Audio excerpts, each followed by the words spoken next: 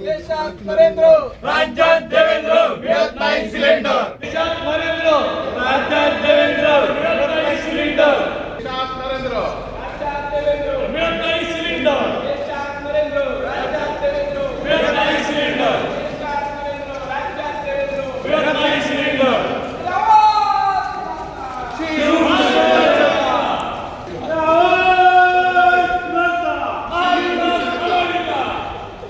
देशात नरेंद्र, राज्यात देवेंद्र, मिळत नाही सिलेंडर.